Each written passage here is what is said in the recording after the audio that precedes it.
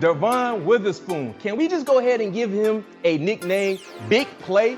And you guys pay attention, I'll tell you why in just a sec. But DEVON Witherspoon, 6-foot corner, 180, the best tackling corner in this draft. He plays like a linebacker, but covers like a cornerback in coverage.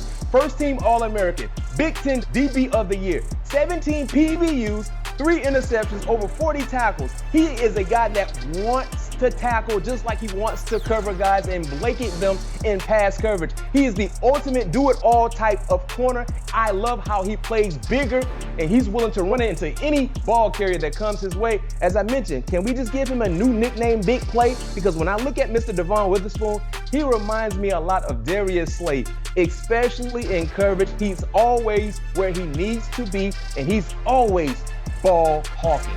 Ohio State receiver Jackson Smith-Njigba did not play in 2022, so there is concern from the scouting community on what he will be on the next level. Why didn't he play? Those questions will have to be answered. He was injured, but there was some talk that he could have played at the end of the year and did not. Having said all that, you look back at the year before, he was special in 2021, and that was a good Ohio State team. He was really highlighted from the slot, and that's what he'll be on the next level. If you look at a great route runner, that's what he is. He's one of those guys that will be tough to cover for any nickel corner on the next level. He's not a burner, but he makes up for it with his ability to change speeds and run great routes. Who is he on the next level? Amon-Ra St. Brown for the Detroit Lions. That's who he reminds me of. Great route runner, knows how to get open, not a burner, but makes up for it with his ability to run crisp, precise routes. Derick Hall was one of my favorite players in college football. This is a guy getting off the edge as quick as a rabbit. And you talk about leadership skills. He went from the Gus Malzahn era to the failed Brian Harsin experience, and then Carnell Williams for his final 4 games with the Auburn Tigers. Through all of that, he was the glue that kept Auburn together. That is an invaluable trait that will help him at the next level. However, a little bit of a one-trick pony. Gets off the edge, gets deep in the defensive backfield from a run support perspective, not necessarily where he needs to be. Now, if I was to compare him to somebody at the next level, it'd be Shaq Barrett, a guy who took a little while to evolve at the pro level. Derick Hall probably needs a little bit more time, a year or 2, to become a disruptive force, become an every down edge threat, but that's exactly where he can be at the next level. Zach Charbonnet, running back out of UCLA, is a big physical running back that's best running between the tackles. He has excellent vision, he has excellent contact balance, he's always going forward to get extra yards after the hit. He does have good hands out of the backfield, but he's not an electric playmaker with the ball in his hands, especially out in space. He's more than willing to step up in pass protection. He's going to wear defenses down the more touches he gets. You go back and watch Stanford, you watch Utah, he took over that game late in the 4th quarter. My comparison to him is a running back I drafted a few years ago for Minnesota, a running back out of Boise State named Alexander Mattison. LSU offensive lineman Anthony Bradford has a thick, wide lower body that allows him to naturally absorb contact at the point of attack. He shows good quickness and footwork to stay engaged, but technique dips at times. At the NFL Combine, he ran the 40-yard dash in 5.08 seconds with a 1.74 second 10-yard split. He has late eyes to pick up stunts and needs to become more consistent landing his punches. Bradford is best suited as a power gap scheme blocker. The ex-Tiger has starting caliber qualities but may begin his career in a backup role.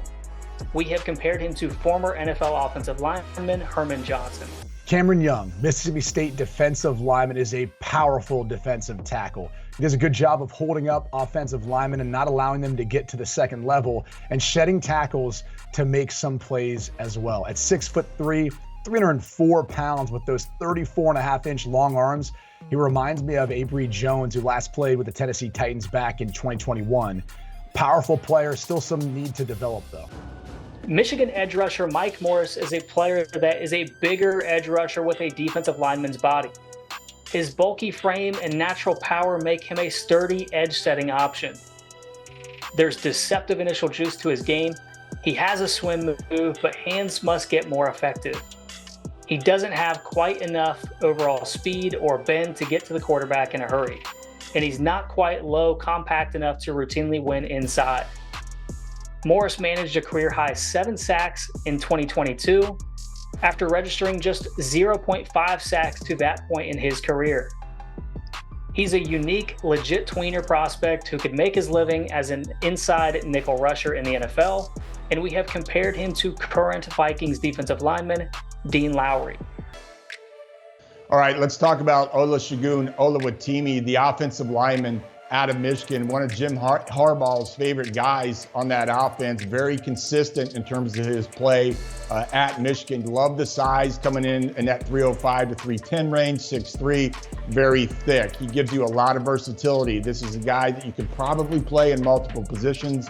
Won't be a starter initially, but you can bring him in and develop him. He's probably best suited for a zone center position. Again, very consistent at Michigan, very versatile. They would like to see him be a little bit more dominant in the run game, but again, he gives you versatility and a very athletic skill set at 307. Kind of reminds me of Ted Karras in the 2016 NFL draft. When we're talking about Georgia over the last couple of years and those back-to-back national championships, Kenny McIntosh, one of the most important players, used as a backup, a very important backup in 2021. He takes over the James Cook role in 2022, and they don't miss a beat. A home run hitter. If he gets to the edge, bam, he's gone. In the receiving game, an absolute stud, and we know that Georgia offense, they count on running backs as receivers out of the backfield, had to count on running backs being receivers out of the backfield. However, between the tackles, not necessarily where he needs to be a pure 3-down back, not only at Georgia,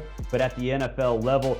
Right off the bat, going to be a home run hitter. Let him evolve a little bit, and he can be a star. Tony Pollard, the guy sort of the same way with the Dallas Cowboys. You look at speed, size, everything's there now. Maybe it wasn't coming out of college, but Kenny McIntosh is going to make a GM a lot of money.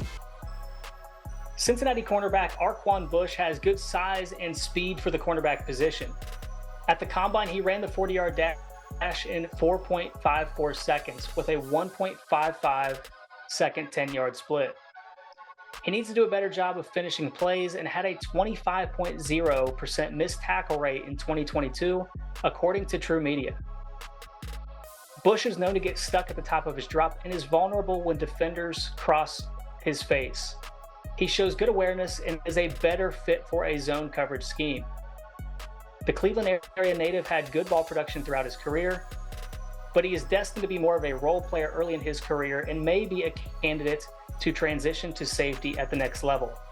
We have compared him to current Bills cornerback Dane Jackson.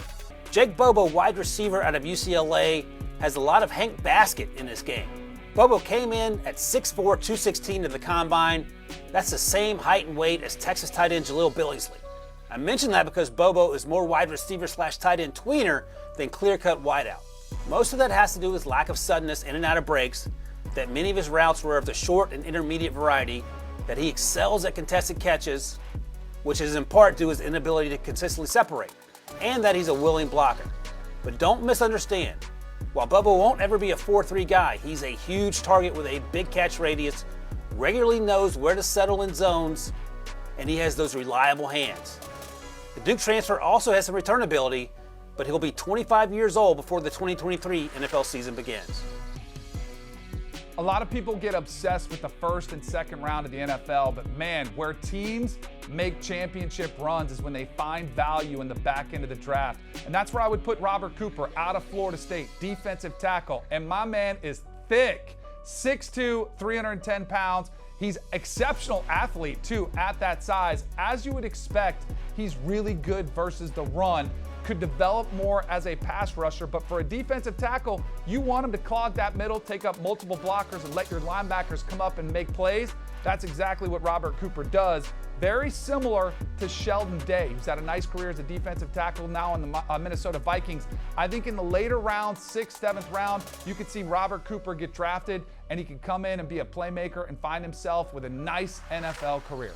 MJ Anderson, defensive lineman out of Iowa State, his comp, Austin Bryant. Anderson can be inconsistent to the point of madness at times, but who also flashes real potential. But after a few dominant reps, he'll then struggle to hold the point, get off blocks, make easy tackles, or stay on his feet. He lines up primarily in the B gap and over the tackle, and at 6'2", 270 pounds, and with nearly 34-inch arms, he looks the part. And at times, he can be that dude. But can NFL coaches get the most out of his abilities? Because he has the measurables and flashes big-time ability to be a disruptive player when he's locked in, as evidenced by his career-best 9 tackles for loss and 3.5 sacks during the 2022 season. Noah Gendorf, tight end out of North Dakota State, plays a lot like Lee Smith. A big-frame tight end who excels at blocking both in line and in space, Gendorf will lock onto targets and sustain blocks through the whistle. An asset in the pass game on short and intermediate routes, in part because at 6'5", 263, he can create space at the top of the route because of his size and physicality. He also shows good contact balance, which allows him to run through arm tackles in space and soft hands as a receiver. But a lingering ankle injury limited him to just 3 games in 2022, and that prevented him from participating in the college All-Star games, and he didn't even run to the combine or at his pro day. When he's 100% healthy, he has the makings of a good all-around player who could end up being a day 3 steal. Lance Boykin, cornerback out of Coastal Carolina, and his comp, LaShawn Austin. An Old Dominion transfer, Boykin is one of the tallest cornerbacks in the class. He came in at 6'2", 202 pounds, with offensive lineman length 32-inch arms. But there's another number that will likely determine his NFL fate. He manages to 4'7", 240 at Coastal Carolina's pro day, and the reality is that you can't play corner in the league at that speed. For comparison, Richard Sherman ran a 4.54 and Xavier Howard ran a 4.58. Those are the exceptions, not the rule, for slow cornerbacks. Put another way, despite Boykin playing primarily outside for the Chanticleers, he'll have to move to safety the next level. That he looks stiff in space and isn't particularly twitchy when changing direction further supports that position change.